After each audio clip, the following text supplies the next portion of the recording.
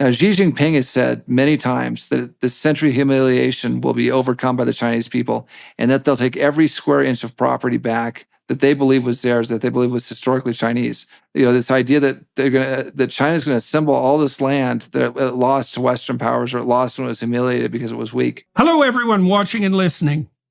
Today, I have the pleasure of speaking with Ambassador Robert O'Brien. We discuss the inner workings of international hostage negotiations, the ongoing success and legacy of the Abraham Accords negotiated under President Trump, the Russia-Ukraine war and its complexities, and the current perception of diminished American strength, a situation which leaves much room for improvement. So, Ambassador O'Brien, you were the fourth U.S. security advisor under Donald Trump. So why were you the fourth? And what was it like taking on the job knowing you were the fourth? And what was it like working with, he's a mystery to many people. Maybe he's a mystery to himself, who knows? But you stepped into a role that had obviously been contentious. And so there must have been some apprehension in that regard. Why did you do it? And what was that like? Well, thanks, Jordan. Great to be with you. I was the fourth. We had General Flynn was there for a brief period of time, and then General Ambassador and John Bolton. It's not a job I expected to receive, but I was serving as the president's hostage envoy at the time, trying to bring Americans home from detention or wrongful detention or being held hostage by terrorist organizations. And I didn't really know the president. I'd been with another candidate in 2016, Scott Walker, the governor of Wisconsin. And but I supported the president in the general election, of course, and he asked me to be the hostage envoy, and I got to know him through that job. I think one of the things President Trump appreciated about the work I did is we got a lot of Americans home, and President Trump gets the credit for that. Some people give me credit for it, and that's flattering, but when things go well for a president, the president should get the credit, and he deserved the credit for bringing these many Americans home. And so we developed a relationship. I was actually in Israel working on a hostage case, trying to help the Israelis bring the remains of a fallen soldier home. And John Bolton had resigned or was fired, depending on whose story you believe. And I got the call to come in for an interview, and interviewed with the president, went well, and he asked me to do the job. So I was humbled and honored to have that position. I didn't know, I was keenly aware that I was the fourth person, but I also felt that I had a good relationship with the president. And I felt my job every day, and the prayer I said as I left my apartment every morning was that we'd keep America safe that day. And I think the president appreciated my commitment to keeping the country safe, and I appreciated his commitment to doing the same. And we had a good relationship, and it worked out well. We had a lot of accomplishments that took place that last year and a half in office. So let's talk about the hostage cases to begin with. So how did you get involved in doing that? And then do you want to walk us through some of the stories and what it is exactly that you were doing before you became U.S. security advisor and how that set you up for the job? Sure. So I received a call in late 2017 from the White House asking if I'd be willing to fill this role of being the U.S. hostage envoy. The title is SPIHA, which sounds like a Dr. Seuss character, but it's an acronym for Special Presidential Envoy for Hostage Affairs. And I had just started a law firm with a partner, Stephen Larson, a former federal judge in Los Angeles. We'd left a big national firm, and so I wasn't planning on going into government. But I always wondered, over my career, I spent time traveling abroad, all over the world, in international arbitration cases and law cases. And I always kind of wondered if our plane was hijacked, if we got taken hostage, would someone come look for us? And when the job was offered, I went and talked to my wife, and we prayed about it. We looked at some of the cases of people who were held abroad, and I thought, I'm gonna give this a shot. And it's a sacrifice for the family and a sacrifice for my law partners, but I'm gonna go see if I can get some people home. And we did the job, and we got a lot of people home. We were very successful at it. Again, credit for that goes to the president for his tough stand on bringing Americans home. I think he felt that Americans being held abroad just because they were Americans, just because they held a blue passport, was kind of the essence of poking your finger in the eye of the United States. And his America First view of the world was, If you do that, I don't care who the person is, why they were taken, if they were a missionary, if they were a tourist, if they're a business person, a diplomat, a soldier. If you've taken somebody to leverage them, leverage their life to try and get the U.S. to change our policy or try and get a concession from us or money from us, we're not going to stand for it, and we're going to get that person home. And so that was the job I undertook, and it didn't expect it to lead to becoming the national security advisor, but again, we had some success, and I can talk to you about some of the cases. And again, I think at the end of the day, the president gets the credit for making it a high priority. And you're up against a bureaucracy. Other people in government have different priorities, and getting a single American home. But for me, my job was solely focused on, in that position, was solely focused on bringing these Americans home. So what had set you up in your previous career to be able to conduct those negotiations? And why do you think that you were, apart from Trump's support, which we can go into, what do you think it was that made you successful at doing this? And what was it like to actually negotiate? Who are you negotiating with, and what was that like? How did you do it? Yeah, so great questions. I think my past experience as a diplomat, I'd been a diplomat in the Bush administration, and had even carried over on working on an Afghanistan program for the Condi Rice setup, but went into the Obama-Clinton years when Secretary Clinton was Secretary of State. That certainly helped. I'd been an Army officer earlier in my career and worked at the UN, so I had kind of the diplomatic experience.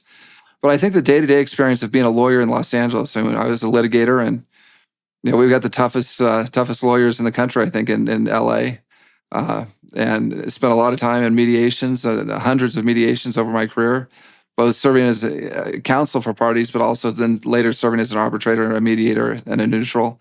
I think that was the experience that gave me the best background for the job as hostage envoy. And then to your question about who did we negotiate with, it was, it's tough because, we couldn't negotiate directly with some of these countries. For example, the Iranians, I had to work through the Swiss. So our interlocutors were the Swiss diplomats, who are great diplomats. And we worked with them. We worked with other third-party governments to get to governments that we couldn't negotiate with. Negotiated with the Russians directly. We negotiated with the Taliban directly. And you've got bad guys on the other side. You've got thugs on the other side to some extent, and you've got to be tough. And that has to be backed up by American hard power. The diplomacy is important. The negotiating skills are important. But at the end of the day, they're looking at you to see, what's America going to do if we don't comply? What tools does this guy have in his toolkit? What kind of support is he going to get from the bureaucracy? And that goes back to the classic Ronald Reagan formulation of peace through strength. So working for a president who believed in peace through strength, who didn't, wasn't trying to appease or not provoke our adversaries, but who believed in a strong America, and that a strong America was good for peace in the world, that helped me in my negotiations. So that was because in the thumbnail. The other thing I did, Jordan, which I think was created a stir at the time. When I became the hostage envoy, there was a memo about the office that had been prepared in the prior administration, the Obama administration, that described what we did as the office of the SPIHA. And it said, our first resort is diplomacy, and the very last resort we'll take to rescue Americans is military force. And I looked at that and I said, this is exactly wrong. And I changed the memo. I said, our first resort will be to use our military, our special operators. And our special operations community was really, the modern special operations community was formed after the failed attempt to rescue American diplomats held in Iran in 1980. And that's how we ended up with Delta Force and SEAL Team 6. And it's this very top tier group of operators. They were originally set up to be hostage rescue guys, based in a large part on the SAS in the UK, the SAS regiment. And so I said, look, our first resort, if we can effect a rescue, is we're going to use these highly trained, national assets, these great men and women of the U.S. Special Forces, to go get our hostages back or our wrongful detainees back. And then we'll look at diplomatic options. And I wanted to send a message to our adversaries that, this is a different approach, and we're going to use American hard power.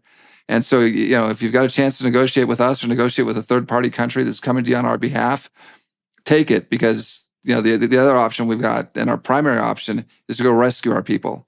And we had a number of rescues that either using foreign partner forces that engage special operators of foreign governments, or our own special operators that were really exquisite, where we brought Americans home. And I think that sent a message to folks and backed up our diplomacy.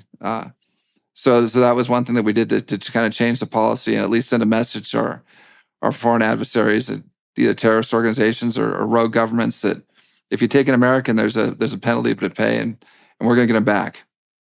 Okay, so if I get this straight, so the people that were taking hostages came to know that they might have an opportunity to negotiate through the intermediation of third parties, but that the military option was likely to be brought forward very rapidly. Is that the right sequence of events? Correct. And look, if we had a military operation that could be launched immediately, it becomes more difficult to launch these operations if a hostage is aged, if they've been taken and been held for a while, because they're moved, and some of the terrorist organizations have pretty good operational security. It's always tougher when a government is holding your hostage because they'll have them in a downtown jail and somewhere in Caracas or Tehran or Moscow. So those circumstances make the military option more difficult. But if we could find a hostage organization, we did this at the end of the administration in late October in 2020. A group had kidnapped an American named Walton in Niger. We launched an operation within 48 hours, rescued him, dealt with the terrorist, rescued him, brought him home safely, and the whole thing happened in a very short period of time. I think that from start to finish, it was a 72-hour operation from us finding and fixing where he was, where the terrorists had him, the kidnappers, and bringing him back to Washington, D.C. So sometimes, negotiations weren't always an option, but it was for the bad guys. But if they'd secured the hostage somewhere, or a government had him in a jail, that was certainly, that was one course for them to take. Right. So were there any downsides to moving the military option up the list of priorities? Did that add risk in any situations, or do you think overall and in the specifics, it decreased risk? Well, I think overall it decreased the risk, right? Because you let people know that if you take an American hostage, the U.S. military is coming for you. We've got long reach. We can go from, Fort Bragg, North Carolina to wherever you are in a very short period of time. But and so we think it was a deterrent and prevented further hostage taking. But any time you put the men and women of our armed forces into an operation, there's risks to them. There's obviously risks to the hostage in a rescue situation where bullets are flying. So and there's also a risk of an escalation, so that a hostage rescue turns into more of a conflict. But our feeling was that the deterrent effect of letting folks know we're going to rescue our people, and the high degree of skill and capability our special operators had to rescue a hostage if they were taken outweighed the risk of either escalation or death to one of our service members or the hostage. But it's those are tough calls to make. Well, there's going to be risks no matter what approach you take. Has the approach that you put in place stayed intact as a consequence of the transition to the Biden administration, or what's happened? What's happened now? Well, we have a really terrific hostage envoy. The guy who took over from me is a guy named Roger Carson's an ambassador, and he's a former military special operations guy. I've got a lot of confidence in him. But again, he's working in an environment that, is more of a, what I'll call do not provoke, appease mentality of the Obama folks who came in and have now staffed the Biden administration. And I think there's a lot less emphasis on hard power and a lot more emphasis on just pure diplomacy and soft power. And look, that can work in some cases. You have different tools in your toolkit, but I think there's a perception of American weakness now, and I think that makes the job of the hostage envoy tougher. But I think Roger's done a great job, and to his credit, I think the current National Security Advisor, Jake Sullivan, who took my final position, has been good on these hostage issues. But again, you're only so good as the environment that's around you, and if your adversaries know that military forces off the table and the likelihood of appeasement or a ransom or a concession is on the table, they're going to look for those results instead of just turning over the hostage and hoping that they don't get punished for having engaged in malign activity. And do you think that that's reflected in the broader geopolitical landscape, especially in relationship to, say, what's happened in Ukraine with the Russians? Look, sadly, that's the case, Jordan. I mean, we saw a direct line from this catastrophic withdrawal from Afghanistan and the way that it was handled to Vladimir Putin sensing that America was weak. And American weakness is provocative. American strength keeps peace in the world. But when our adversaries believe us to be weak, they take chances and they look for opportunities to exploit that weakness. And I don't think America is fundamentally weaker than we were 4 years ago. We're a very strong country. We've got geography on our side. We've got demography on our side. We've got innovation. We've got a tremendous military. But the perception that our adversaries develop over time, watching things like Afghanistan, watching the failure to deter Putin in Ukraine. I mean, you recall, Jordan, all the talk with the pundits and the administration folks before Putin's invasion was, we don't want to provoke them. We don't want to give the Ukrainians extra weapons. We don't want to, do things that would dissuade the Russians because that could provoke Putin into an invasion. Dictators look at the world very differently than we do. It's not it's maybe rational from their perspective, but it's not what we believe is rational. I mean, I remember commentators saying it would be crazy for Putin to invade Ukraine. Well, Putin didn't view it that way. Putin saw us withdraw from Afghanistan. He sensed weakness. He thought he had an opportunity to gain geography, to gain territory. He's got a demographic problem in Russia. He could gain 40 million more Russians.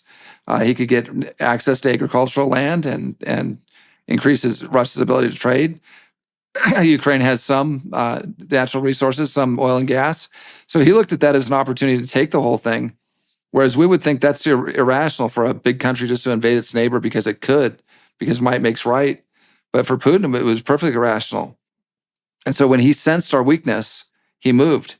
And we didn't do a good job deterring him. And that was a failure of policy. Now, we've done a pretty good job supplying the Ukrainians since the invasion. But we lost a real opportunity to prevent the whole war from happening. And that was a shame for the Ukrainian people and frankly, for the Russian people. Well, it was very interesting to me. I mean, Trump's a very complicated character, and the U.S. is a very complicated country in a complicated world. It was very interesting to me, though, especially having contemplated Trump's legacy in the intervening years, that when he first emerged on the scene, some of the fears associated with him were that in his sort of bullying and provocative manner, that he'd be a real bull in the china shop on the foreign policy side of things. But he seemed capable of simultaneously charming people like Putin and the leader of North Korea, while simultaneously keeping them on their heels, I would say, maybe as a consequence of his perceived unpredictability, but also his clear willingness, perhaps, to use force. And the consequence of that, and there's two consequences of that I find quite fascinating. It's sort of reminiscent to me of what happened with Reagan when he bombed Gaddafi. I was pretty young when that occurred. And when Reagan bombed Gaddafi, I thought, oh my God, all hell's going to break loose. There's going to be terrorism everywhere. Because, I think Reagan, if I remember correctly, killed a couple of members of Gaddafi's immediate family in that bombing raid. And I thought all hell was going to break loose. But what happened instead was that Gaddafi was actually chastened, and the degree of terrorist activity emanating from Libya declined to pretty much zero. And then when Trump took power, I think one of his remarkable achievements, and I really think that he has got far less credit for this than he deserved, was that there was a period of 4 years with no wars, no wars. And that's pretty damn rare. And there's always some chronic, irritating conflict going on. Afghanistan was continuing, but Trump didn't start that. And also, he initiated the Abraham Accords, even though the Obama administration had had an opportunity to do so. It was Trump who moved on it. It took a while, but he did it successfully. And that could have obviously been expanded, the Abraham Accords. They could have been expanded under Biden. The Saudis, as far as I can tell, would have signed those accords if Biden would have taken the opportunity that was right bloody well in front of him to take. And so we have this strange spectacle of someone who's pretty blustery and noisy and who might easily be regarded as provocative, actually setting up a circumstance where, by your testimony, the negotiation for hostages was much more likely to be successful, but also where there were no incursions of the sort, say, that Russia undertook in Ukraine during that 4-year period that would precipitate a war. And we also saw the initiation of a really large-scale and major peace process, because that's certainly what the Abraham Accords represent. So what do you make of all that? Well, so Jordan, you had a very perceptive comment at the outset of that question, and that was, how could President Trump be cordial with some of these bad guys and yet still obtain the results that we wanted as America, that were in our national interest, and to deter these thugs and dictators and tyrants from engaging in malign activity. And there's an old saying that diplomacy is saying the nastiest possible things in the nicest possible way. And President Trump was really a genius at that. He was always very cordial in his conversations with allies, but also with Putin or Kim Jong-un or Xi Jinping. I was on many of those phone calls. He was very cordial, got along well with them. But at the same time, we put more sanctions on the Russians than anybody since Ronald Reagan. I mean, we put the Russians in a box, and yet the president was very cordial with them. And so they understood, here's a guy who's being cordial, wanting to reduce the risk of a nuclear war, in the case with Russia, wanting to make sure that we got our message across.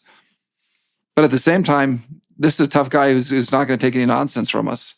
And there was a level of unpredictability, and the president talked about this, that, what the odds of us sending troops to Ukraine were small if Russia invaded, but there was a risk there, and Putin had to take that risk into account. It complicated the lives of his planners. His military planners had to say, what if Trump does engage? Then we lose, and that could be a disaster. So we better, factor that into the risk and not invade Ukraine. So the same thing happened with North Korea. I mean, the president had very cordial relations with Kim Jong-un, but it didn't start out that way. And I was a hostage envoy at the time, and when we were talking about Little Rocket Man and Fire and Fury and my button's bigger than your button. But it wasn't just the rhetoric, and this is what American politicians oftentimes miss. It's backing up the rhetoric with hard power. So the president moved 2 aircraft carriers into the Yellow Sea, into the near North Korea, and said, "Look, you want to keep playing this game? I've got 80 aircraft per carrier, and a good chunk of the U.S. Navy sitting off your coast. How do you want to do this? Would you rather have a summit and try and work things out and denuclearize?" And we obviously didn't get there, but we went down that path, and Kim Jong-un committed to denuclearization. We didn't get there, but at least he committed to it. Or do you want to keep testing your nuclear weapons and see how it works out for you? And so it was that combination of cordiality and frankness and good cheer with our adversaries, but with our partners as well, but backing it up with American hard power and letting them know that if you cross a line, and we're not going to be like Obama, we're not going to set red lines that we don't intend to enforce. But if we set a red line, no, it's going to be enforced. So you understand what you're getting into. That's your call. That's not on us. And that raises a very important point that you made. President Trump was the first president since Jimmy Carter. Technically, you could probably argue Reagan as well, that didn't start a new war. We didn't send, we eliminated some of the great terrorist threats to the country. We got Baghdadi. We took other measures to protect the country, but we didn't start a new war. And the reason we didn't start a new war is the same reason Ronald Reagan didn't start a new war, is because our adversaries understood if we cross American red lines, if we damage American national interests, there's going to be a heavy price to pay. And we better factor that into our planning, our consideration. And so they didn't engage in the activity that would have led to us having to engage militarily. And so the last president that really truly did that was Ronald Reagan. Now, he had the invasion of Grenada, but I'd argue that was more of a big hostage rescue of the medical students in Grenada that turned into taking over the country. But But other than Reagan, in recent presidencies, Republican and Democrat, no one has been able to stop our adversaries without engaging in military action on a large scale until President Trump. And I think that's one of the great accomplishment of his administration. I wonder if that proclivity that Trump has to strike terror and disarray into the hearts of his political opponents within the U.S., who seem to regard him as, the next best thing to Satan himself in terms of the danger he presents to the integrity of the state. I wonder if that is the same unpredictability and menace, cordial menace that intimidates his potential opponents or the potential opponents of the U.S. on the foreign policy side. You think that's the same manifestation? I'm not sure if it's intimidation. I mean, whether it was our allies, we had, pretty competent and confident leaders like Macron in France or Boris Johnson in the UK. Angela Merkel had a very different personality, but was a very strong character. And then our adversaries, Putin's a tough guy, and Xi Jinping is a tough guy, and Kim Jong-un is, unpredictable himself. So I'm not sure if it was an intimidation of the leaders, but I think what it was is it was the resolve that he showed. And they understood that this guy represents America. And sometimes we look at our adversaries and think they're 10 feet tall, and sometimes our adversaries get ahead of us and we got to catch up with them. China's gotten ahead of us on a couple of things where we got to catch up with them. But the reality is America is a fundamentally very strong country. And if you've got a president that's willing to use all the tools of American national power, economic, diplomatic, military, and is resolved to protect our national interest, and the other guys know that, they can do an assessment of the balance of forces and decide are they going to win or lose if they press the issue.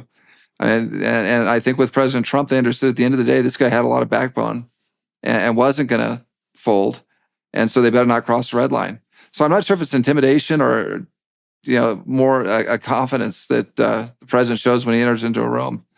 And look, that works with adversaries, but it also works with our partners. So one of the great accomplishments of the Trump administration that's inured to the benefit of Ukraine today and Europe today is back in 2019. I hadn't been National Security Advisor very long, maybe a couple of months.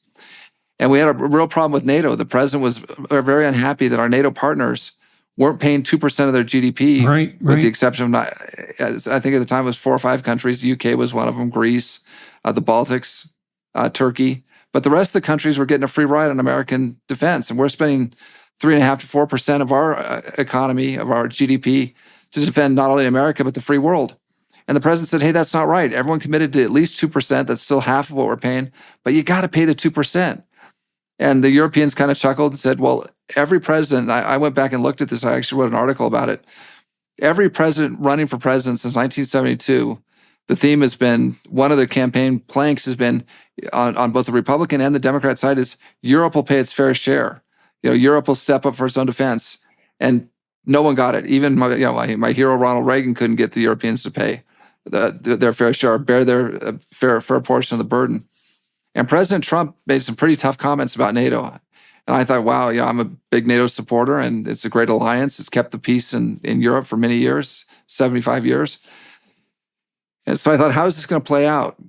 But it gave me the opportunity to go as the negotiator with Jens Stoltenberg, the Secretary General of NATO, who's a terrific statesman. And Jens and I were able to go to our allied partners and say, look, the days of Germany, getting cheap minerals from Russia, selling expensive finished goods to China, and letting America pay for its defense while it runs up a budget surplus, that's just not fair. That's got to end. It's not fair to the American taxpayer. It's not fair to your other partner nations. And it wasn't just Germany. It was Canada. It was all the countries.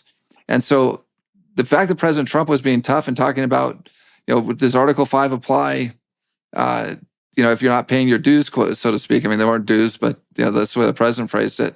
That kind of struck some fear into the hearts of our allies.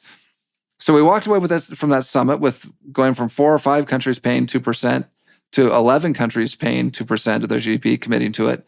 But we also had an overall increase, and we didn't get Germany as high as we wanted, but we got a small increase from Germany. But because the German economy was so big, it was a lot of money. We got $400 billion in commitments for new NATO spending outside of the U.S. over the course of 10 years, that December summit. And of course, the hand wringers, the diplomatic correspondents, and the folks that cover the State Department and cover NATO, they wrung their hands and said, this is terrible, and it's awful diplomacy, and the standing of America has gone down in the world. Well, yeah, I'm sure our European allies weren't happy in some cases that they had to spend the money. But guess what? They're happy now. I was at a conference in Prague recently, a defense conference, and I had Germans coming up to me saying, you guys were right.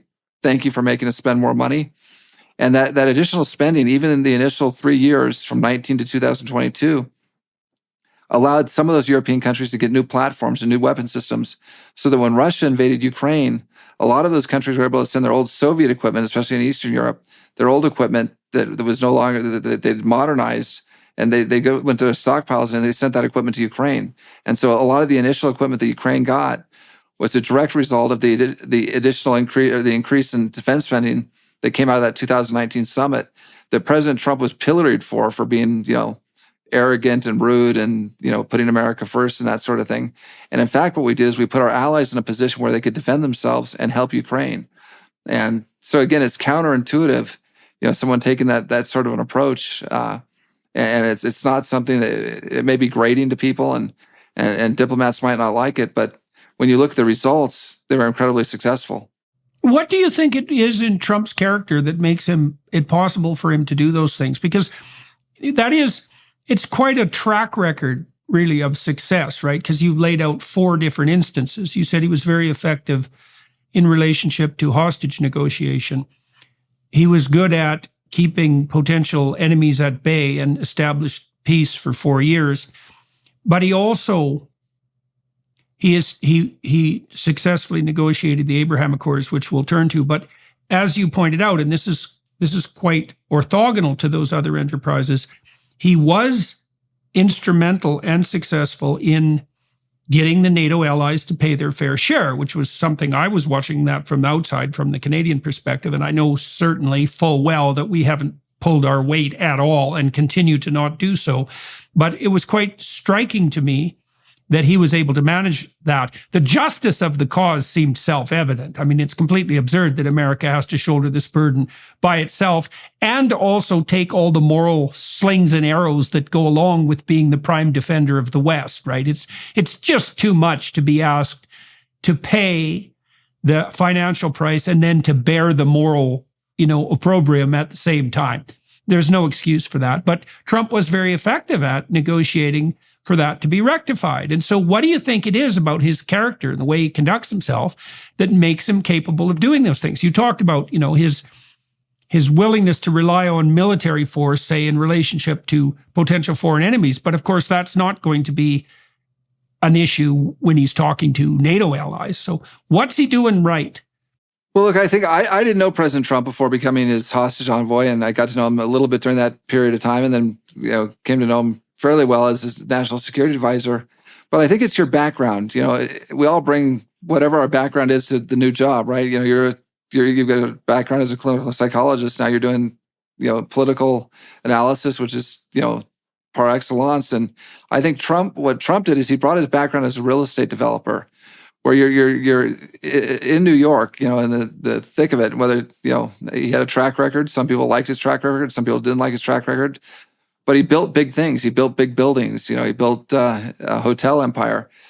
And in those real estate negotiations, I used to see this as a lawyer with clients. You've got to keep 2 things in mind at the same time. And it's hard for a lot of people to understand that. You're trying to do a deal with someone and you're trying to beat the heck out of them and get the best price you can. And at the same time, they're a partner because you want them to consummate the deal, right? So you want to get, if you're buying land from somebody or buying a building, you want to get the very best price. But at the same time, you want to keep them at the table and have them not go to the other guy and sell the building to someone else because you want that asset. Or if you're selling the same thing just on the other side of the table. I think President Trump learned that through years of negotiations in real estate, 50-year career, and even younger than that, watching his dad, Fred Trump, do deals. That you got to be tough and you got to get the best deal you can. But at the same time, you got to prevent your partner from walking away from the deal and walking away from the table. And striking that balance, I think, is pretty tough. And look, a lot of people don't have experience with it. A lot of people come into government from think tanks or from academia or from the military, where folks are used to following orders, or even as lawyers, but maybe without the litigation or the deal experience. So they come to government, and people expect them to be great negotiators, but they've never really had that experience. Whereas President Trump came to office probably with more experience negotiating, than certainly anyone in his cabinet, anyone in his immediate circle, but also any other politician in the world that he was dealing with. So for good or for better or for worse, I mean, there are all kinds of different ways to prepare to be president. I'm not saying being a real estate developer is the best way to prepare to be president, but for President Trump, it worked when it came to these negotiations that we've been talking about, and trying to come to a deal where you get both parties to say yes, but you get a good deal for America. And so I think that's probably the best preparation he had for some of the things we've been talking about, Jordan. Well, you've worked as a diplomat and a litigator and national security advisor, and all of that's involved negotiation. And, one of the things I've noted in my private life, watching people, and in my clinical practice, and I suppose in my role as a professor as well, is that generally speaking, people are very bad at negotiating. They don't say what they want. They don't admit what they want. They don't listen to the other side. They don't understand how to strike that playful balance between competition and keeping their partner in the game. They're not trained to negotiate. We do a very bad job of that in our society. People can't negotiate with themselves. They can't negotiate with their spouses. They're not good at negotiating with their kids. They can't strike a deal with their business partners. Like, it's a big problem, right? Because negotiation, there's no difference between bringing a successful negotiation to a conclusion and establishing peace. Those are the same things. Now, you've done a lot of negotiating, and as a diplomat, which is more diplomatic, obviously, as a litigator, which is more on the offense side, let's say, and then under stressful conditions when you're negotiating for hostage release, what is it that you've seen that makes a successful negotiator? What skills do you have to master, and what pitfalls do you have to avoid? And how have you mastered that? Or have you? Do you feel that you've mastered it? Well, I certainly haven't mastered it, but I have had a fair amount of experience, and sometimes successfully negotiated deals or releases or diplomatic accords, and sometimes unsuccessfully. So it's certainly not a 100% track record. It's a big question, and there's a lot that goes into that mix. And you talk about all the different scenarios in which we're involved in negotiation, whether it's in our home life, or our business life, or professional life. Putting totally aside politics and international affairs, we're all negotiating all the time. I think there are a couple of things that have been lodestars for me in negotiating. One is understanding that the other party has to get something out of the negotiation. And that doesn't mean money necessarily. It doesn't mean but it usually means respect. So I think being respectful and being cordial with your adversary, even if they're I've sat across the table from some pretty unsavory characters, but if you're respectful and you're cordial, that's one thing that you can give that costs you nothing, other than some goodwill and some humility. So that's number one. Number two, you have to listen to the other side and try and figure out what is it they really want. Because they may be saying they want one thing, but they really want something else, and figuring out what their bottom line is, what's the least amount they'd take to give you what you want, requires you to listen to them. Number three, I think you have to be honest. I mean, I've never done a negotiation in my private life or as a lawyer, as a litigator, or as a diplomat where I've lied to people. I just don't think I may not disclose all the information I've got or that I know. But I don't lie to people, because once you get caught out in a negotiation telling something that's false or lying, you've lost your credibility, and your ability to get a deal done goes away. And I think the last point I'd make in response to that question, and again, probably 100 if we sat and thought about it and talked longer, you've got to be willing to say no.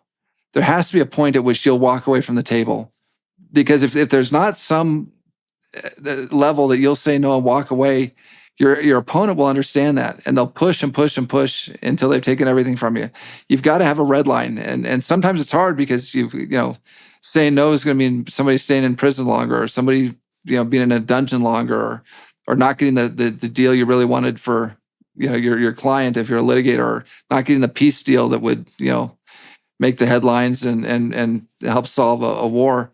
But if you're not willing to say no and your adversary understands you're not willing to say no, there's no limit to what they'll take from you. And so you have to have your own, and that doesn't mean you have to disclose those red lines and tell them what you're going to say no. And that's kind of the interplay with the honesty issue.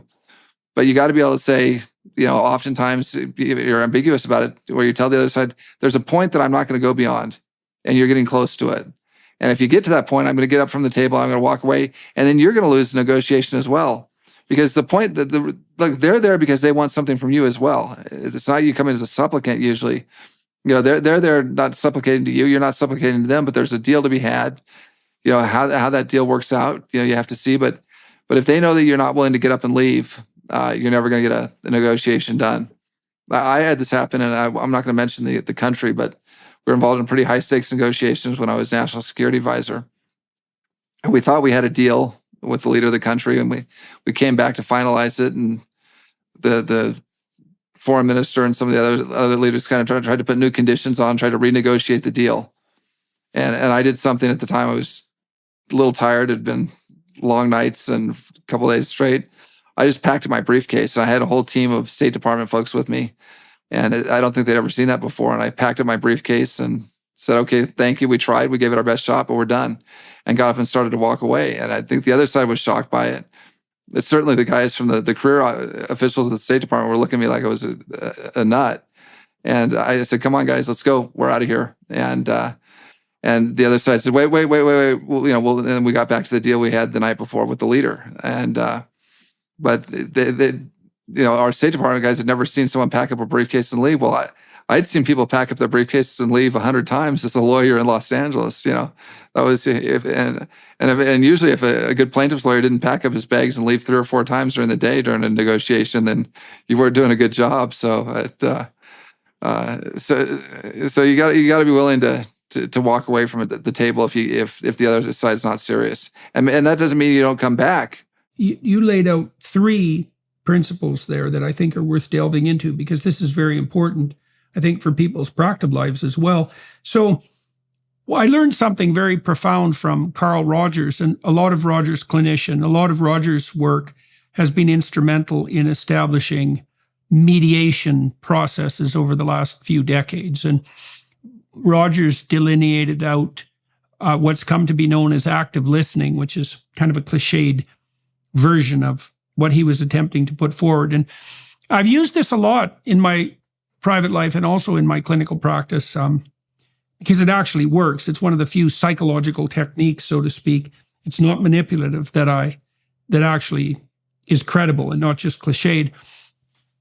Rogers suggested to the people he was attempting to inform, the clinicians he was trying to train, that when they listen to a client, that they listened without interruption and then provided back to the client a summary of what they had just said and asked the client whether or not that summary accurately represented the intent of the communication. And that was useful in 3 ways. The first element of utility is that it indicated that at least that the listener was interested in and attentive enough to fully and brave enough to fully understand what was being communicated. So that's very useful because that's a sign of respect, right? Attentive respect.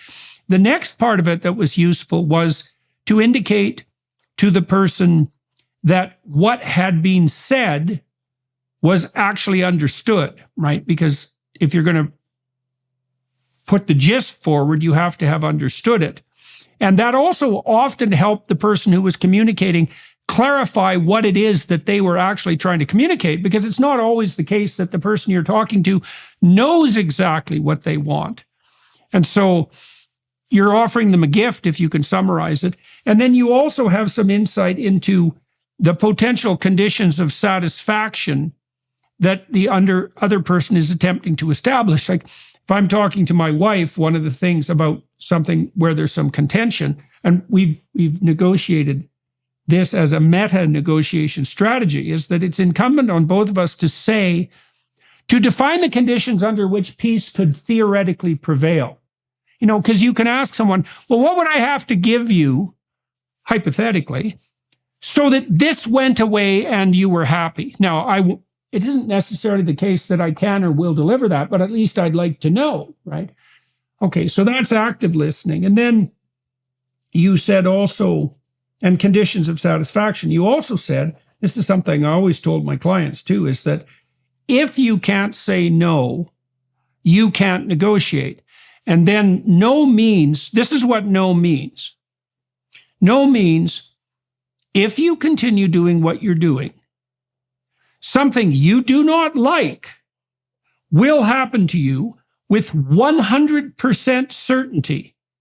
Now, that might just be that I'll leave and that the negotiation ends, but it could be other things as well. But if you don't have that in your back pocket, in the back of your mind, if there's no line that you've put forward that can't be crossed, of course you can't negotiate, because the whole negotiation's a lie. Because really what you're doing is walking into the situation saying, I'm fully yours for the taking, but I'm going to pretend that's not the case. And if the person on the other side is the least bit canny or the least bit pushy, like a good litigator would be, they're going to figure that out by every nonverbal cue you put forward, by everything you say and don't say. So you need to listen so you know what the person wants. You have to find out their conditions of satisfaction to see if they can possibly be met.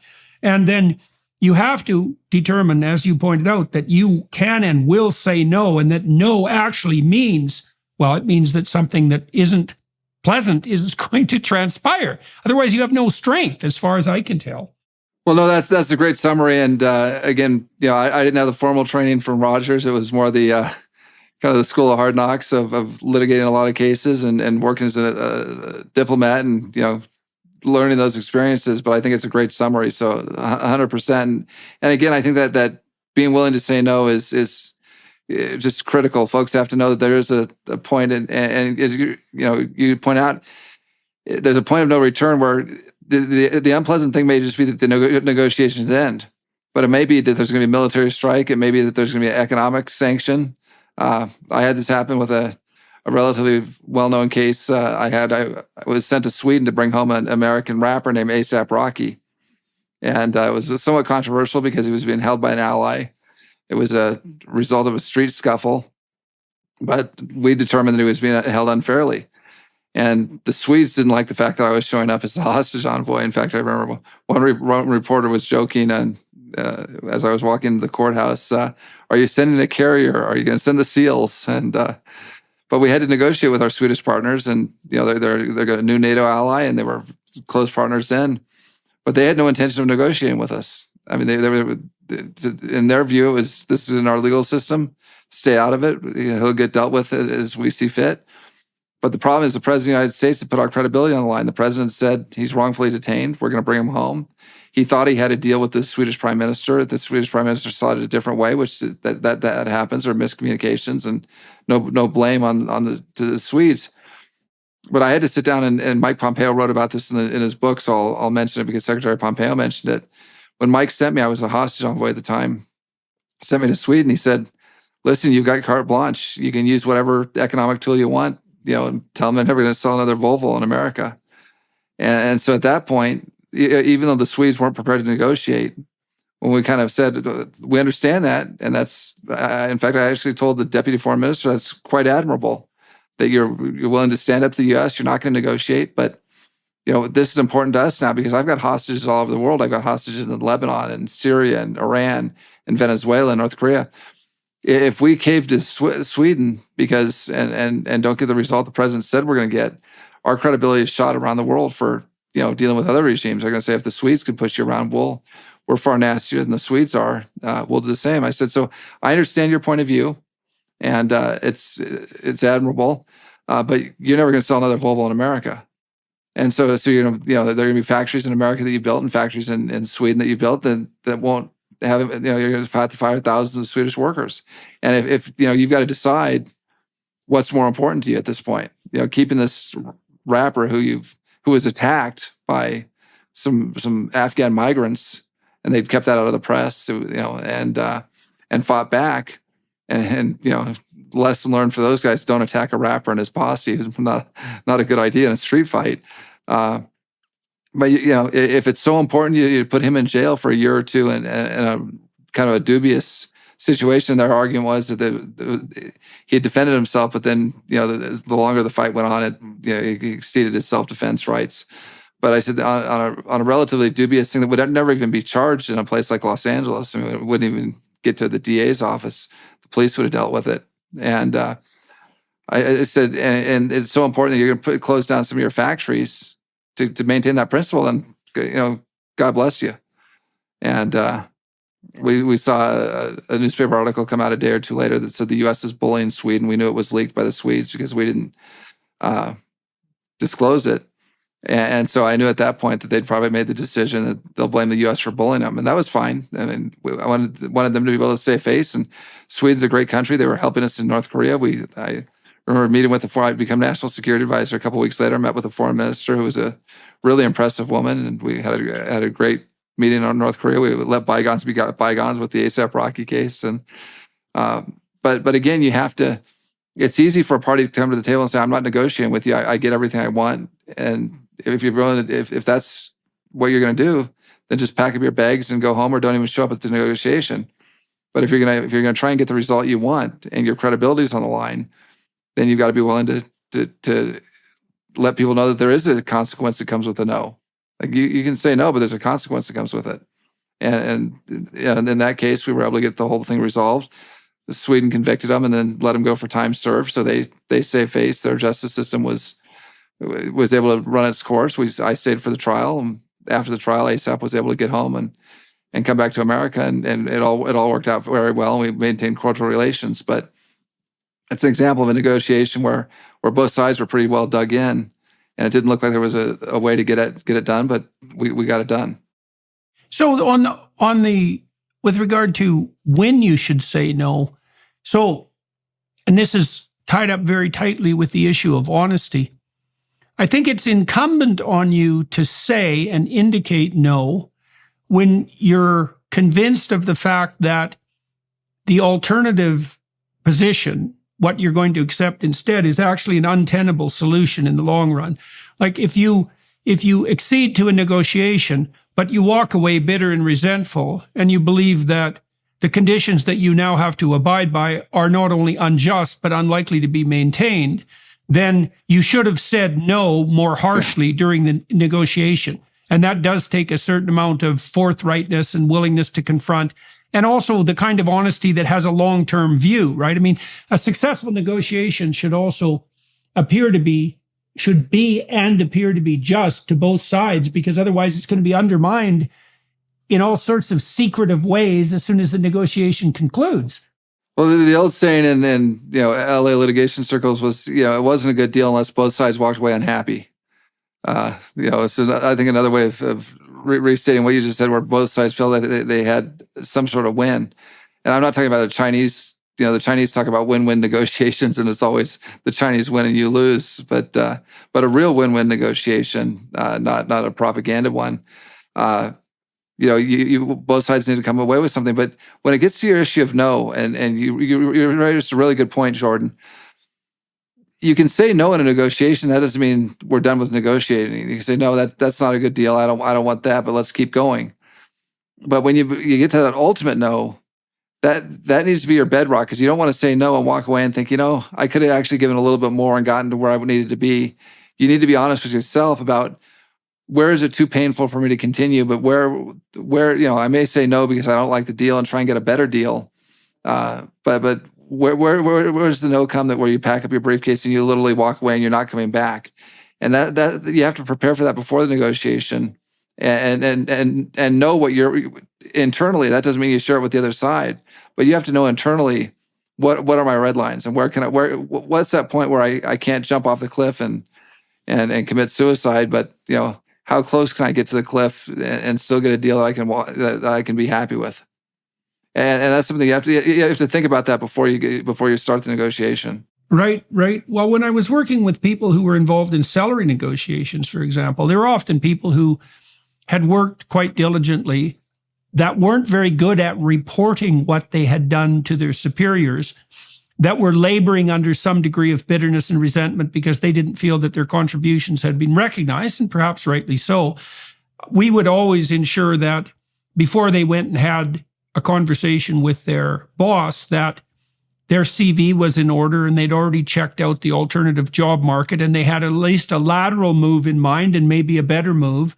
And then we'd practice the conversation so that they knew exactly what they were saying. But the reason for them to get their CV in order and so forth was because they needed to walk in there knowing that they could tell their boss that they would leave. Now, they didn't want to, that was an outcome. But if they didn't have that in their back pocket, they were weak. And if they did have it in their back pocket, they're much more effective negotiators. They knew what they wanted and they knew where their line was. And that stiffened their spine and you have to have all that straight in your head before you go into the negotiation.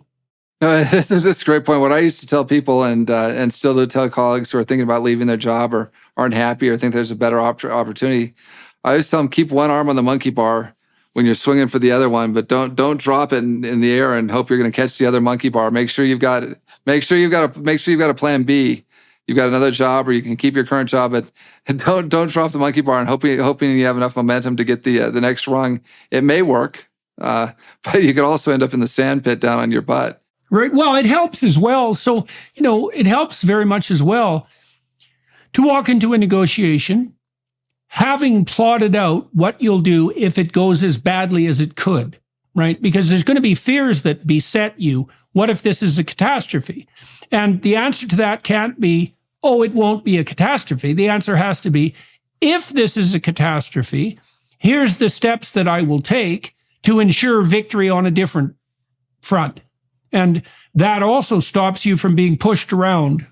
Yeah. 100%. How to mitigate the downside and look, it helps to have a counselor, and right. I'm not just talking about a national security advisor. It helps to have someone like you or a lawyer or a psychologist or a friend or your wife that you can sit down before the negotiation and talk these things through, because sometimes it's hard to do it on your own. So if you've got people you can rely on, whether it's colleagues or professionals that you can bring in to help in the negotiation, and you walk through these things, you can become more focused and figure out, here's my real red line. If I have to walk away with that red line, here's the downsides to me. How do I mitigate them? And here's how I can give the other side downs. Here's how I can, prepare downsides for the opponent.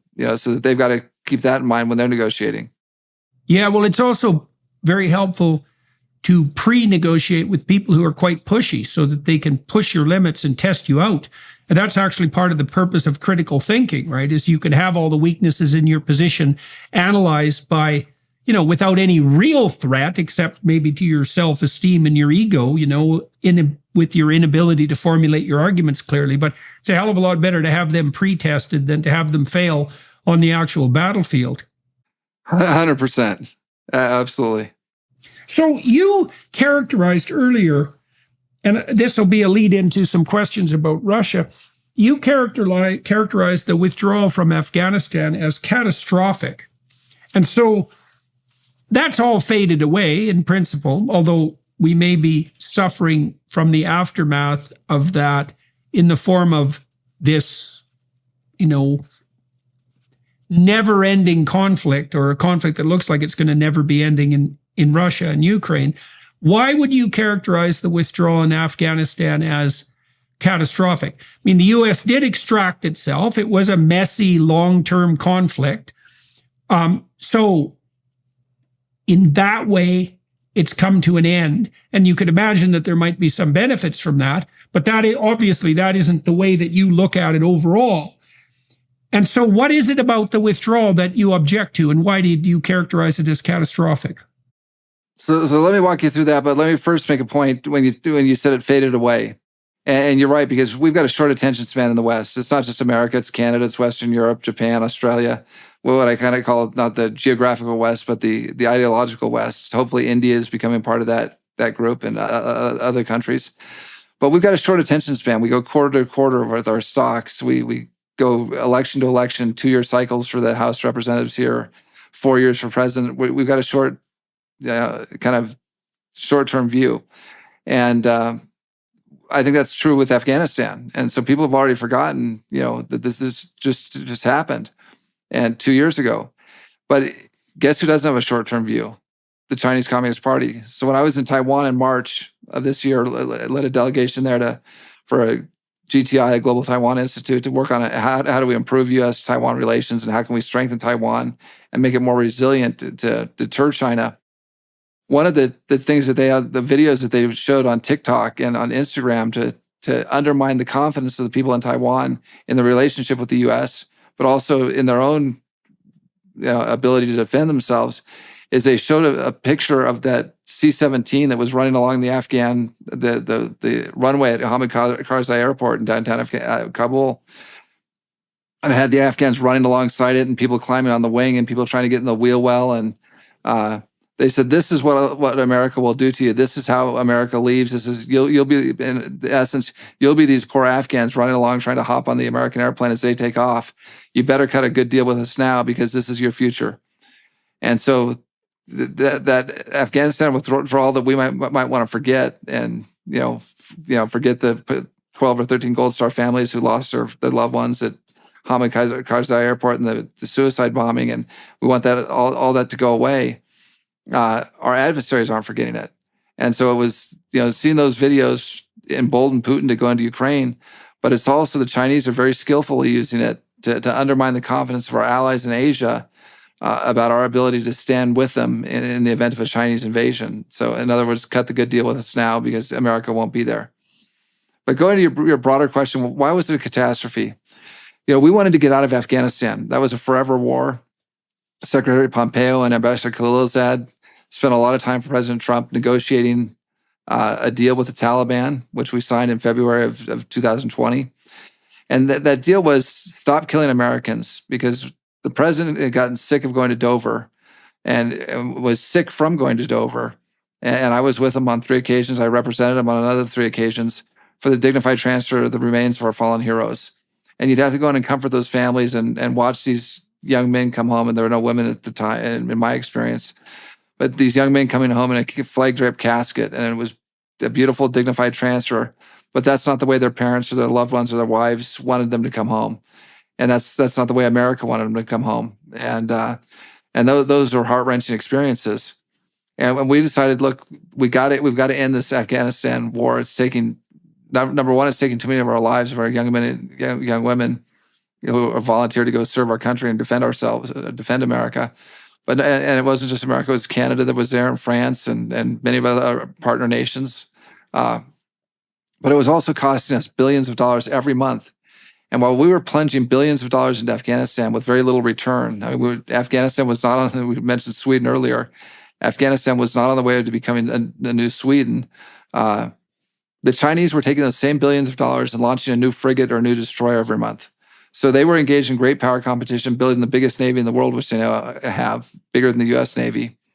And we were pumping this money into Afghanistan. Much of it was getting put on pallets and cash and being shipped to Dubai, and because of the corruption there. And it had to come to an end.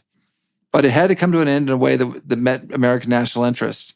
And so what President Trump ultimately decided, and it took a lot of time to get there, is that we'd leave 2,500 troops there as a counter-terrorist force to deal with ISIS-K, to deal with Al-Qaeda.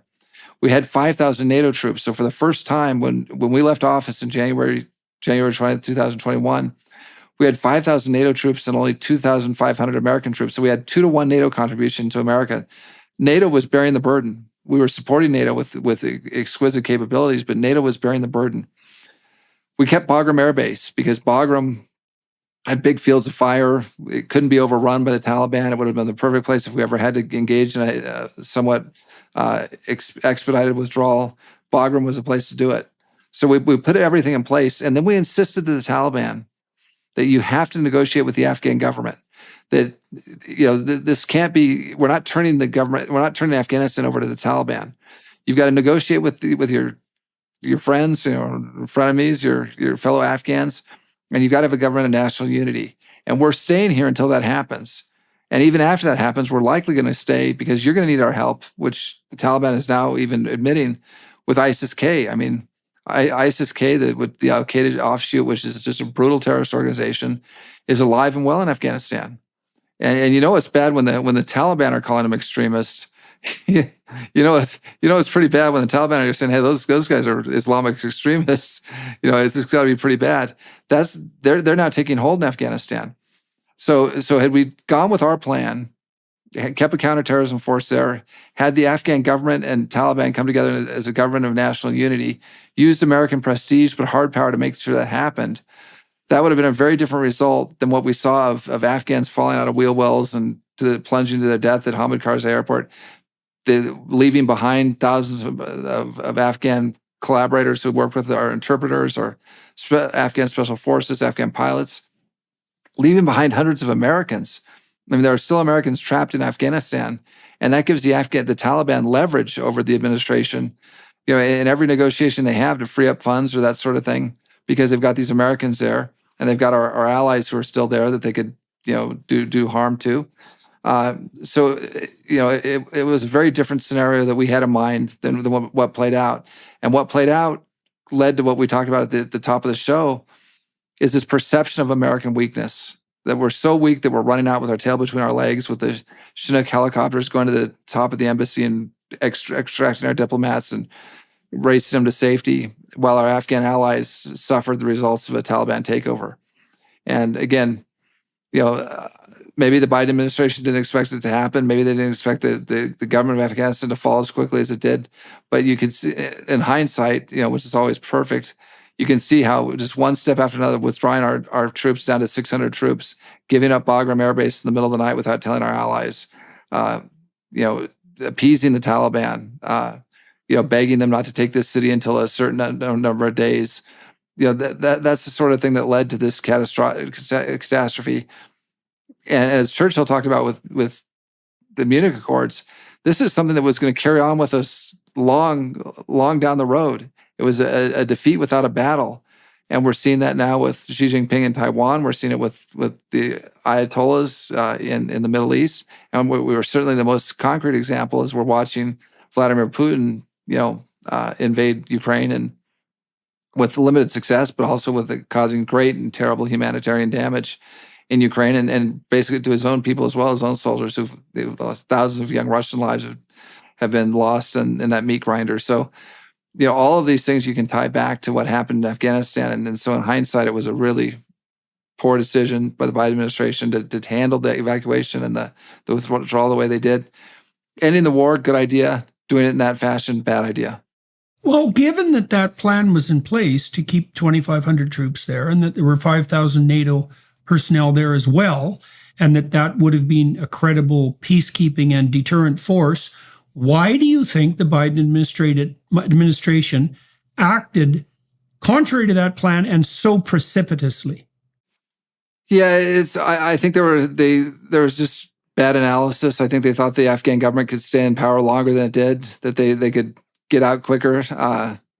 I think they didn't quite understand the structure that we'd left behind, although we'd briefed them on it many, many times. And so you heard things like, well, this is Trump's fault, and Trump signed the deal. Trump didn't have a plan. Look, I think part of it goes back to what we talked about earlier, was Trump's resolve. I mean, the Taliban knew not to push Donald Trump very far. They knew the results of what that he'd take. They saw the Baghdadi raid. They saw, how tough we could be around the world. I think they had a very different measure of Joe Biden. And so I think all these things played into it. And look, I think another part is Biden always wanted to get out of Afghanistan. I mean, as did we. He wanted to get out of Afghanistan back in the Obama administration, and was shut victory, down. Yeah, well, and wanted. I think they also wanted to see a quick accomplishment on the foreign policy side, and that beckoned. Let me talk to you now about the situation in Russia. We talked a little bit about what led up to it, although there's a lot more to unpack with regard to that. I mean, I see our relationship, I guess we could talk about that a bit. I see our relationship with Russia since the 1990s as an unbroken string of missed opportunities, virtually unbroken string of missed opportunities by the West. And I also don't understand what we're looking for, what our conditions of satisfaction would be in relation to the current war. So this is how it appears to me. In the 90s, after the wall collapsed, there were all sorts of attempts to modernize the Russian economy, often conducted by economists who were out of their depth, because modernizing an entire nation's economy, bringing it into the capitalist realm, is complicated beyond anyone's understanding. You need a bedrock of trust between people before that can even happen. And it's not easy at all to understand how to instantiate that trust, right? I mean, in the West, we assume that the default economic transaction will be honest. And that's an absolute miracle. I have no idea how we ever accomplished that, because it's so unlikely that distant people on eBay, for example, can conduct transactions without attempting to rip each other off. The fact that that's the case is an absolute bloody miracle. In any case, it looked to me like we had an opportunity to bring the Russians fully into the Western fold. And I think that by applying a Cold War mentality to that situation, either by commission or by omission, consistently for 30 years, we squandered that opportunity. Now, I know that people view Putin as having expansionist proclivities, and that may well be the case if you look at what happened in Crimea and the Donbass. But I also think that the Russians regarded Ukraine as an extension of Russia, and were very concerned about NATO incursion into Ukraine. And it isn't obvious to me, and I'm perfectly willing to be corrected in relationship to this, it isn't obvious to me why we didn't try to bring NATO into, or to bring Russia into NATO too, especially given that the fundamental concern that we're going to be dealing with in the long run is clearly China. And now Russia and China are much closer than they might have been. And that's further complicated by the fact that we're settling down into a very long war here.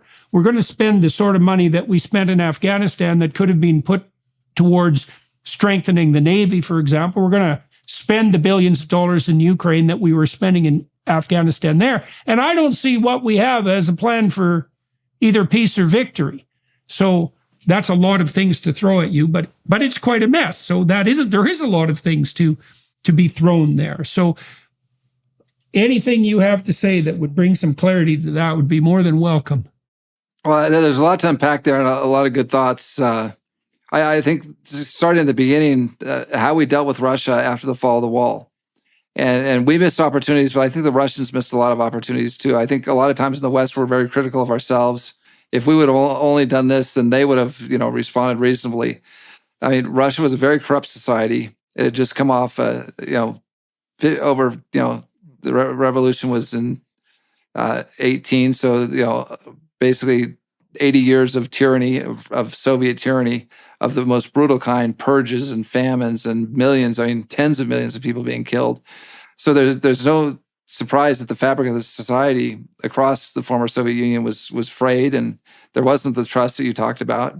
And by the way, I agree with you. It's still a miracle that you can do a deal on eBay, and most of the time, or on Craigslist or something, most of the time it works out. It's shocking. Yeah, it's like 99% of the time.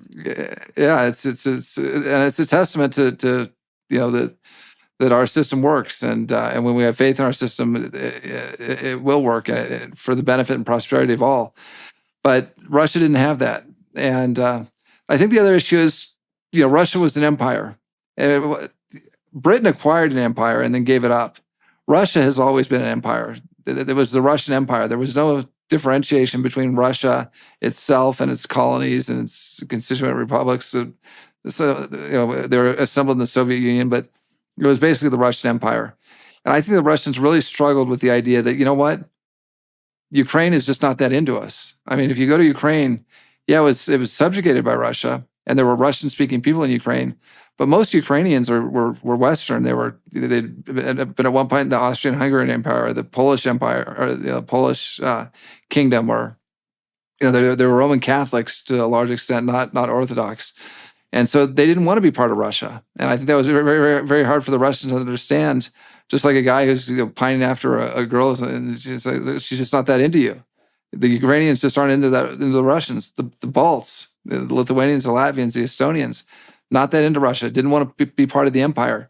They'd been subjugated. And so, but it was very hard for the Russians to understand that some of these countries that they subjugated and dominated didn't want to be part of them. And I think that was a failure on the Russians' part. So, we may have, there's a lot of talk about NATO expansion. We tried to bring Russia into NATO. We had a NATO-Russian partnership. The Russians had military officers in NATO headquarters, which you think now is quite shocking, in 2023. But, in 2002, that seemed like a great idea. And unfortunately, the Russians didn't take advantage of that. And I think the Russians are being very short-sighted. And this is something I pointed out to Patrushev when I negotiated with him in Geneva. A big part of Russia, and Russia's wealth is in the east, which is underpopulated in Siberia and in eastern Russia. It's where their diamond mines are, their platinum mines, their oil, their gas, their timber, wildlife. I mean, they're massive lands. A lot of that territory was taken or agreed to be transferred to Russia in 1860 under something called the Convention of Peking, or the Treaty of Peking, about the time of our Civil War here in America. China gave up thousands and thousands of miles of and millions of acres of land to the Russians, including the city of Vladivostok, right all along Siberia, resource-rich lands that the Russians forced the Chinese, because they had the Tsar was far more powerful than the Chinese emperor at the time. They forced the Chinese to recognize that as all Russian land. Now, Xi Jinping has said many times that this century humiliation will be overcome by the Chinese people, and that they'll take every square inch of property back that they believe was theirs, that they believe was historically Chinese. That's why you had Macau and Hong Kong and Xinjiang with the Uyghurs in Western China. It's why you see them fighting the Indians today, engaged in bloody battles along the line of actual control in the Himalayas. You see it with Tibet. Why? You see it with the threats against Taiwan, of course. This idea that China's going to assemble all this land that it lost to Western powers, or it lost when it was humiliated because it was weak. Do you think they're not coming for the Russian lands? Do you think they're not coming for Siberia with its treasure trove of resources that the Chinese are desperate for? Because the Chinese are for as big a country as China is, it's bereft of natural resources, the way that Russia or America has these great stores of natural resources and wealth. They're coming for that. And I told that to the Russians. And Tom Clancy wrote a book about it, years ago. They called The Bear and the Dragon, or The Dragon Coming Over the Mountain, or something along those lines. The Chinese are coming for that land, and they're doing it very cleverly. Right now, there's, I think, 9 million people in eastern Russia. 3 million of them are illegal Chinese immigrants. The Chinese are flooding into Russia. They throw a bottle of vodka at the border guard and get let in, and they're going to take that land back.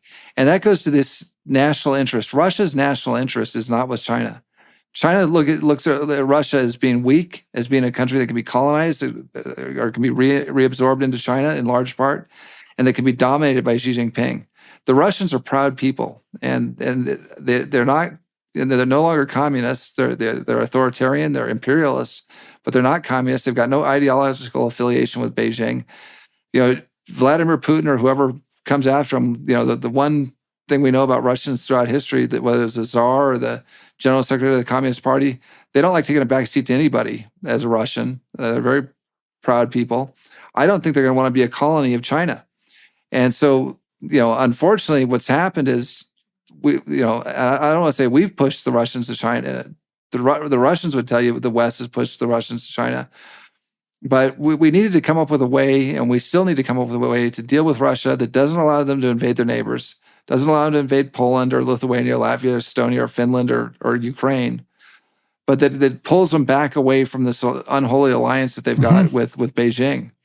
And how do you see that? How do you see that? And it's happening? In the Russians' interests. So how do you see that laying itself out, given that this war is devolving into, well, it's very difficult to get accurate representation of the situation, but my understanding is that it's turned into something like a grinding stalemate, with the advantage possibly shifting to the superior Russian forces. Now, like I said, I'm not confident in the information that I have, but what do you see happening currently, and how would you outline something approximating a productive pathway forward? Well, look, I think you're right in describing the situation, and this is what I said. The Ukrainians are very tough and very savvy at the outset of the invasion, and they really dealt the Russians a bloody nose. One of the reasons they did that was because we got them in the Trump administration. We got them 600 Javelin missiles, anti-tank missiles, that were highly effective at blunting those 3 armored axes that came into Ukraine. And up until that time, when I was National Security Advisor, we were having a heck of a time getting the Pentagon to even deliver them to those Javelins to Ukraine, because there were people in the Secretary of Defense's office that didn't want to provoke Putin. It goes back to this whole theory that if we help the Ukrainians, we'll provoke Putin. So after Russia invaded Ukraine the first time in 2014 and took Crimea and took parts of the Donbass, remember the Obama administration said, we're going to aid Ukraine, and we sent them Gatorade and MREs and blankets and a few night vision goggles. And what they needed, was like, so Zelensky said this time when they offered to send him a helicopter, he said, I don't need a helicopter, I don't need a ride, I need ammunition. And we got him the ammunition to blunt the initial invasion. They got more from the Biden administration. I credit the Biden administration for doing that when it came time. But the Russians suffered. But what I've told people is the Russians aren't stupid. These are very smart people. These are technical people. They've got engineers and scientists and doctors and musicians. I mean, this is a culture that's they got Sputnik to space before we did. So don't count the Russians out, because they're not dumb. And if you look at Russia's wars, whether it was Sweden or France with Napoleon or Germany with Hitler, the Russians always do poorly at the outset. And then because they're willing to throw men and material into the meat grinder in a way that we can't do in the West because the political constraints aren't on them, they can go through 100,000 dead young men without losing the presidency. That wouldn't work here in the West. It wouldn't work in Canada or America. But it works in Russia, and they use it to their advantage. Stalin did it. Putin's doing it now. And they're between their smarts and their cruelty to their own people, they're going to turn things around. And I think they've started to do that. And so it's we're in a very, very difficult situation for the Ukrainians. So now the big question, and I look, I don't have the answer on this, Jordan, but we need to figure it out. Is how do we resolve this situation so the Ukrainians have a safe and secure country, get most of their territory back, if not all of it, in the war, give them security guarantees. And the Ukrainians are going to be skeptical of those guarantees because they had the security guarantees from the U.S. and Britain and Russia and France and the Budapest Accords, and that didn't help them out. Right, that was a precondition for them giving up their nuclear weapons. Right. Which by the way, now is this whole thing is another argument for any country that's thinking about getting a nuke is get a nuke, right? Because that's the only real way you can defend yourself against a great power. So it makes non-proliferation tougher, and counter-proliferation tougher. So the question is, how do we get the Ukrainians what they need, and the security they need, and how do we get the Russians to back off and pull them away from the Chinese and more integrate them more with the EU and the West and try and make them a responsible stakeholder and player.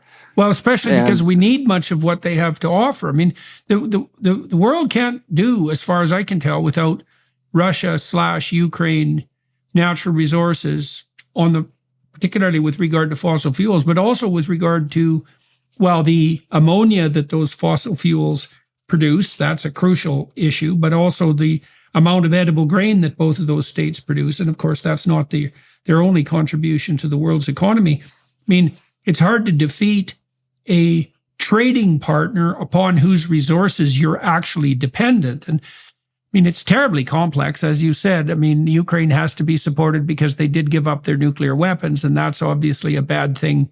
If they give up their weapons and strip themselves naked and now they have no defense, that's not a good precedent for operating in the rest of the world. I mean, it doesn't look, I'm speaking out of turn here, but I'm going to anyways, because you have to start somewhere. I can't imagine the Russians ever giving up Crimea. I think they'd go backs to the wall to keep Crimea. With regard to the newer territories they took over, their argument, of course, is that those territories were primarily occupied by Russian speakers who have a primary allegiance to Russia. And it seems to me that could be, in principle, settled by something approximating a referendum in those districts, if that was something that could be established under international supervision. And then to provide the Ukrainians with territorial integrity guarantees and to invite the Russians back into the Western game. Looks to me that something like that looks like a pathway forward. And maybe I've been accused in my attitudes of being a Russia appeaser, and I'm certainly not trying to do that. I think I'm fairly cognizant of the dangers of the Russian enterprise overall. I think that makes me more appreciative in some ways of Putin than other people might be, because my sense is that by historical standards, Putin is by no means the worst and most reprehensible leader that the Russians have ever managed to produce. And so, it might be lovely to consider what the country would be like in his absence, but yeah, so it's a low bar for him. That's for sure. It's as low a bar as has ever been established anywhere, with the possible exception of the Chinese. So anyways, I mean, those are thoughts about what a potential move towards solution might approximate. I mean, what do you think of those thoughts, and what do you think there is as an alternative? I mean, the Ukrainians, I think, are going to become increasingly desperate, and that also brings up the terrible danger of having the West dragged in, which is the most likely outcome, dragged in by their sleeve into this terrible, monstrous machine. Well, look, I think a lot of good points, and let me start with the first thing you mentioned about the trading partner. Look, if Russia could get integrated like it was on its way to into the West, selling oil and gas and agricultural goods, and the agricultural goods they may not be that expensive, they may not be considered cash crops or the same as diamonds or platinum or oil and gas, but that agricultural output of Ukraine and Russia and southern Russia, that's a breadbasket for Africa, for Southeast Asia, for Asia. I mean, without that, we're going to face famine, and it's critical that we get this grain out of Ukraine, and a lot of the Russians keep trading their grain, because there's so many people that will just literally die in places like the Congo and Egypt and other Lebanon, that'll have real trouble if they can't get access to it. The other issue, Canada has something in common with Ukraine and Russia here, is potash, which you need for fertilizer and to grow crops on an industrial scale. Canada, Russia, and Ukraine are the only folks that make potash at commercially viable levels. They can allow for modern agriculture, which has kept the world from going into famine. So there are a lot of important things that to the world in getting this conflict resolved. As far as your the kind of the pieces or parts to a compromise or a settlement or an accord that you laid out, look, I think those are things that people are talking about around the world. The Ukrainians are smart; they're thinking about those issues. The Russians are thinking about them. But I think what's happened is there hasn't been. You can't get a negotiation if you can't get the two parties to the table. And right now, Ukraine's not ready to come to the table, and Russia's not ready to come to the table. And I think that the other part of that is we can't do the negotiations for them. The West is particularly bad at negotiating for other countries, and we're willing to. We saw this happen with Vietnam. We saw it happen certainly with Czechoslovakia and in Munich, when Chamberlain talked about these are the faraway places of which we know little about. So we'll just give up the Sudetenland for the Czechs, and they'll be happy with it, and we'll end a war. And again, remember, that was incredibly popular in Britain. When Chamberlain came home and said we had peace in our time, that's now ridiculed, that's mocked. That wasn't at the time. At the time, he was met by huge crowds at the airport. He came into Commons, the House of Commons, and had a standing ovation, bar 5 people. Churchill and 4 of his colleagues were the only ones sitting, bipartisan, Labor and tripartisan at the time, Liberal, Labor, and Conservative, standing ovation for Chamberlain.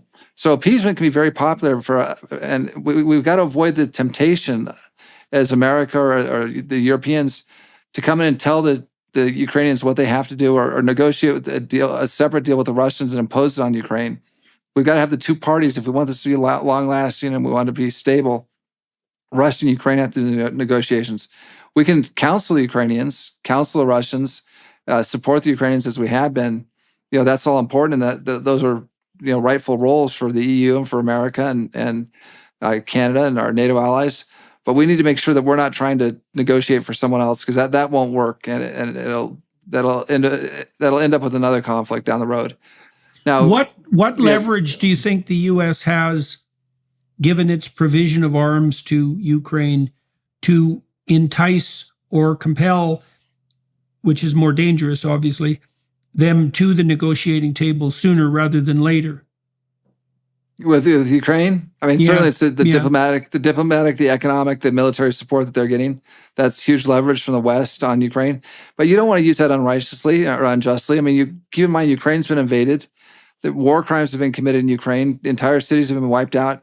And maybe the most pernicious thing that's happened in Ukraine, and I know you did a show on OUR recently, and the Sound of Freedom movie. 100,000 Ukrainian kids have been taken out of Ukraine and sent back to Russia. Now, I don't know, if this was for sex trafficking or for my guess is the Russians were trying to improve their demographic situation, because the demography of Russia is so bad that they get these kids and they incorporate them into Russian families, and they end up with 100,000 more Russian kids and families and fathers and that sort of thing down the road. Putin knows he's got a problem, but think about the parents of these kids who are kidnapped and put with other families. I mean, this is really dastardly, stuff that's happening in Ukraine. So we've got to support them, and we don't want to be unrighteous in the pressure that we put on them. But if there comes a point where we believe the Russians are willing to come to the table in a good faith manner, and we think we could resolving the Ukraine crisis could help pull Russia away from China, and we could get a long-lasting solution, then we do go to the Ukrainians, I think, and say, look, we've been with you from the start. We've given you hundreds of billions of dollars in aid. We evaluate this as being a real opportunity to negotiate. We'll be the brokers. We're not going to let the Chinese be the brokers. That's another mistake that we made, was letting the Chinese take the lead in peace negotiations. That should be the U.S. and the West job. We'll sit down with you. We'll be the honest brokers, and we'll help try and get a deal done. And look, I don't know if this administration has the ability to do it for a whole number of reasons, but I think a new administration, whether it's President Trump or potentially DeSantis or whoever it is, could come in with a clean slate and maybe lay the groundwork for that sort of a negotiation. But it's a heck of a challenge, not just the Ukrainians who are bearing the brunt of it and have paid the biggest price. I mean, we spent a lot of money, but they paid the biggest price in human sacrifice for their soldiers, sailors, airmen, and Marines who've been killed by the Russians, and their civilians who've been killed, and their children who've been lost. But it's been a sacrifice for everybody involved in the conflict, and including third-party beneficiaries of grain from Russia and Ukraine who aren't getting the grain they need to stay healthy in Africa and the Middle East and in Asia. So we need to figure out how to get this thing to a resolution. But you've talked about some of the outlines of what could be a potential solution, but right now I just don't see anything that's going to bring the parties to the table. Maybe if the Ukraine offensive stalls, if there's a change in government here in the U.S., if there's a change in government in Russia, which I don't see happening right away, there are variables that could speed up the process, that we don't see now. But right now things look pretty bleak. Right. Okay, well, let's close this. I also wanted to talk to you about the Abraham Accords, their current status, how you evaluate them overall, and how they might be extended. Maybe you could just start by reminding people who are watching and listening what the Abraham Accords were and what they signified and how it was that they were successfully negotiated, which was somewhat of a miracle, and then what you see them having produced and may still be capable of yet producing. Well, look, I think it was one of the great accomplishments of the Trump administration, but I think it's an American accomplishment. I don't think it's just a Trump accomplishment or a Jared Kushner or Mike Pompeo or Steve Mnuchin or Robert O'Brien accomplishment. I think it was an accomplishment for our country that we were able to use America's influence to bring peace. And it goes back to what we talked about earlier in the show about peace through strength. A strong America is good not just for America, but it's good for the world because it allows for peace to break out. The Abraham Accords originally started out as a deal between the UAE, the United Arab Emirates, and Israel to bring peace to those two countries, both strong partners of the United States, both small countries, but the small countries that punch way above their weight in international affairs and certainly in the region. And every effort to get peace in the Middle East up until this time had been stymied because the idea was if Israel couldn't do a deal with the Palestinians, they couldn't do a deal with any other Arab country. So we started out with the Palestinians, and we proposed a great deal as the kind of neutral mediator in the deal. We proposed a great deal with the Palestinians. We had to put a lot of pressure on the Israelis to accept it. The Palestinians, it was one diplomat once said, never miss an opportunity to miss an opportunity, miss that opportunity. We were able to then have the Israelis go to the UAE and say, look, we gave this awesome deal to the Palestinians. They turned it down. Why are you going to allow them to keep us from having a deal, keep us from having peace between our two countries? And it took a lot of negotiations with the Saudis, and because none of this would have happened without Saudi approval. The Saudis didn't ultimately sign the deal, but had the Saudis been totally opposed to it, it wouldn't have happened. We did a lot of negotiations with the UAE, Bahrain, and I think the parties made a courageous decision because it wasn't just a political decision to make peace. It was really a physical security situation, because we look at what's happened to past leaders in the Middle East that have made peace, Sadat or Rabin, or you could end up dead very quickly. And so I think it took a lot of courage from the Crown Prince, Mohammed bin Zayed, from Bibi Netanyahu, to the King of Bahrain, to King Mohammed in Morocco, who all entered into this peace deal. And it was improbable. It was improbable from the American side. We had to pull together our whole team. And the power that the National Security Advisor has isn't so much as a line. You don't have line authority. You can't order people to do things. You can't order ambassadors to do things. That's the State Department. That's the Secretary of State. You can't order generals to do things. That's the Department of Defense and the Secretary of Defense. But you can convene people. And we brought together a great team of Mike Pompeo and Secretary of State, and Steve Mnuchin and Jared Kushner, and our team at the NSC and others. And we got that whole team all running in the same direction, in the same boat, which doesn't always happen in the U.S. government, unfortunately. And we got the president behind it. And we knew it was a long shot. I mean, we'd been counseled by very senior former officials that said, don't waste your time with Middle East peace. It's a mirage that every administration goes for, and no one gets it, and you waste all your time and energy, pursue other priorities. But we thought we could get it done. And the parties took big risks to make peace. The Israelis gave up, settlements, annexing settlements in the West Bank. The Arab countries risked their street rising up or being upset with them. They risked potential terrorism from Iran or from the Palestinians. But we got them together. And what does it mean? I mean, number one, militarily, and intelligence-wise, it's a great alliance to these countries, or not quite a military or intelligence alliance, but a partnership against Iran. Because Iran wants, like China and Russia, Iran wants to change how the world operates.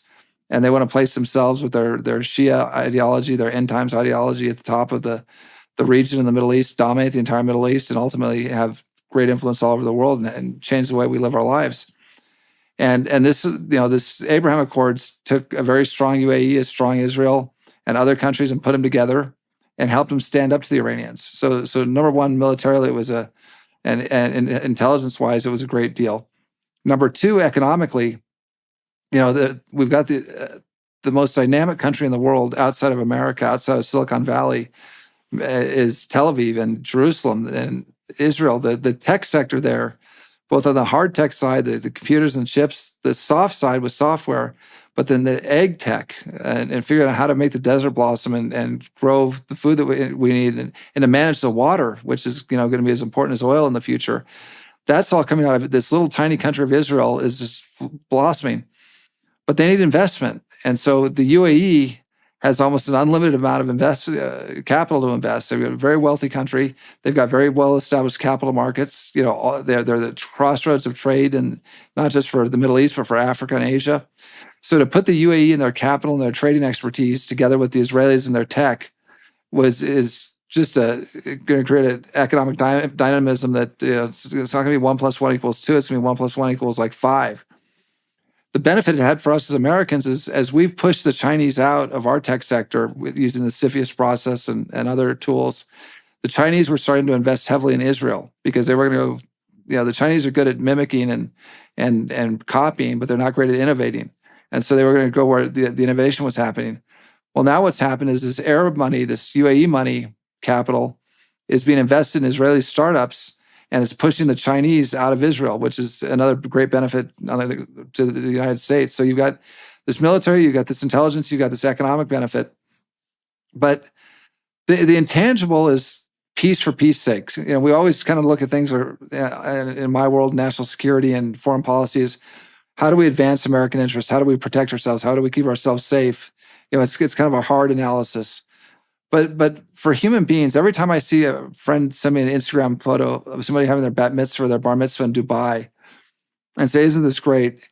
It's pretty amazing when you think about it, that this just happened, 3 years ago. I mean, in September of 2020. And you've got all these Israelis kids wanting to go do their bat mitzvah or their bar mitzvah in Dubai. I mean, that's good for the human spirit. It's good for the soul. Yeah. When you see Emiratis up on the Temple Mount in Jerusalem, going to the Al-Aqsa Mosque or the Blue Mosque, and making the pilgrimage to what they believe is the third most holy site in Islam, and they can now fly directly from Abu Dhabi to Jerusalem, to Ben Gurion Airport in Tel Aviv, and drive up to Jerusalem, up to the mountains, and go have their pilgrimage. These are things that were unheard of. I mean, no one would have even believed that they'd happen. Even when I was a hostage envoy and doing work in the region, if you would have told me that the peace would be breaking out, it was something that you wouldn't have thought possible, and yet it is. And so there's a human element, and it's an example to other places in the world that no matter how intractable the problems are, and maybe even Russia, Ukraine, that you can come up with an accord. And I'm proud of the United States that we were the ones that brokered it. There was nothing we gained directly from it. We gained indirectly, obviously, from the security and the economics and just the goodwill and brotherhood of mankind. But this was us putting all of our political capital on the line. The president taking big risks and putting his political capital on the line. Our departments and agencies don't always get along well together, playing together to make this push. And then again, I want to give credit to Netanyahu and Mohammed bin Zayed and King Mohammed and the others that actually signed the deal and put their own lives on the line. It was really quite an accomplishment, and I hope there's now some talk that the Biden administration is pushing for the Saudis to join the Abraham Accords. I mean, putting all politics aside, it would be great if Saudi joined the Abraham Accords. Yeah, that's for sure. That would be a Tony real Blinken and Jake Sullivan and President Biden. I wish them luck, because it'd be putting aside the politics of how now, of course, President Biden will get the Nobel Prize for it, which President Trump didn't get, but that's okay. Well, he should have got it. Or the team should have got it, clearly. But look, it'd be good for the region, good for the world, and good for America if Saudi joins the Abraham Accords. And if Saudi does, then you're going to have a good chance that Kuwait and Oman and other countries, certainly some of the Islamic countries in Africa, will join. And I think you could have a real kind of gold rush for peace here, and change the way that, and then hopefully the Palestinians come along, right, and get on board and have their own state. And they're creative people, they're smart people, they're doctors and businessmen and well-educated folks, literate folks, but they've been kept down by these leaders, these corrupt leaders in the Palestinian Authority or the Islamic extremists in Gaza. And if they get rid of the corruption and the extremism, the Palestinians would have a chance for a tremendous future in the Middle East, in a free and prosperous Middle East. So there's a lot of good we did a lot of good, but there's a lot more good that can happen. And I wish the Biden folks luck as they pursue the next piece, which is clearly Saudi Arabia. Look, it's very nice to be able to end on a high note, and I do think there's tremendous promise in the extension of those accords. I mean, and that would be a miracle of peace and a miracle of economic expansion. And man, we could definitely use more of that. Some union among the people of the Abrahamic faiths. I know they're pushing that hard in the UAE, and so that's a hell of a thing to watch for, and it's something extraordinarily hopeful. So, yeah, good luck to the Biden administration in pursuing that if they can manage it. That would be very forward-looking of them, and also, it'd require them giving the devil his due, and that would be Trump in that situation. But man, the payoff would be so great that, you'd hope people could lift their eyes above the internecine conflict and look to the long run. Thank you very much for talking to me today. Thanks for having me, Jordan. My honor. Yeah, it was a pleasure. It was a pleasure hearing from you and getting further educated with regard to the issues that you've being so involved in and mastered to such a degree. There's lots of other things we could have talked about. And having said that, I'm going to continue talking to Ambassador O'Brien for another half an hour on the Daily Wire Plus side of things. If those of you who are watching and listening are interested in that, please join us there. We'll delve a little bit into the more biographical side of Ambassador O'Brien's life. And so you can join us there if you'd like to. Otherwise, thank you very much for your time and attention here on YouTube. And thanks once again for agreeing to talk to me today. It was a pleasure. Great to be with you. Thank you, Jordan.